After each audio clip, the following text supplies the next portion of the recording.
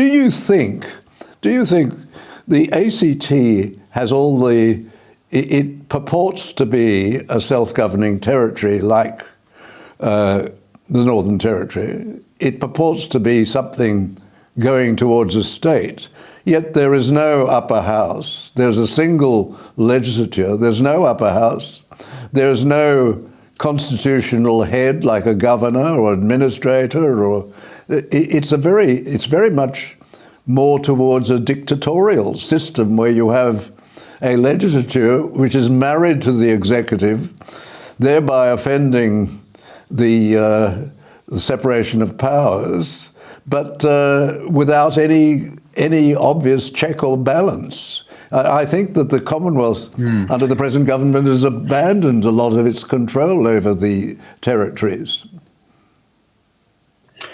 Look, for a long time, I think many people were quite content to simply allow the ACT administration to run its own race. It didn't seem to infringe on too many matters of public importance.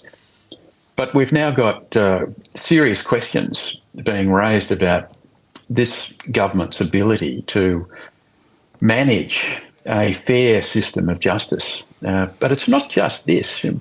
The property rights in the ACT must also be in question after the government of that territory decided to effectively nationalise a Catholic-owned hospital. I mean, is that really what we want? We've got to remember that, let's compare this to what happens in the United States.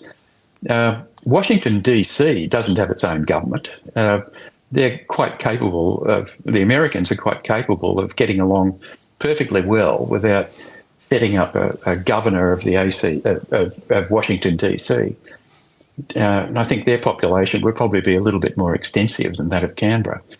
But the role of the government of the ACT also needs a little bit of scrutiny as well.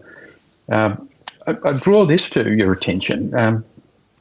Mr. Drumgold has been accused of all sorts of conduct. He's admitted that he misled the Chief Justice of the Supreme Court of the Territory.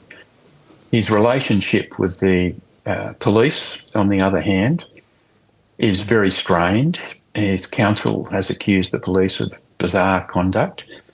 So we've got a situation where the central player in the criminal justice system has a dysfunctional relationship with people and institutions that should be smooth, where there should be a smooth relationship. Now, the other thing that I think is worth noting is that in New South Wales and Victoria, the directors of public prosecutions in those jurisdictions are two silks, and they had taken silk 8 to, I think it was 11 years respectively, before they were appointed to the DPP's position. Mr. Drumgold, however, was appointed DPP on the 1st of January 2017 and took silk subsequently in the same year. So he was appointed without experience as a senior counsel and only took silk after his appointment as DPP, which is not of itself a fatal flaw, but it's interesting to note in the light of the accusations that have been made over the way he's conducted this matter. I found some of his explanations curious, particularly over contemporaneous records. The idea that when you make a note of a conversation, that you make notes at that time, and the judge would have assumed that that was contemporaneous, and he admitted to misleading the judge.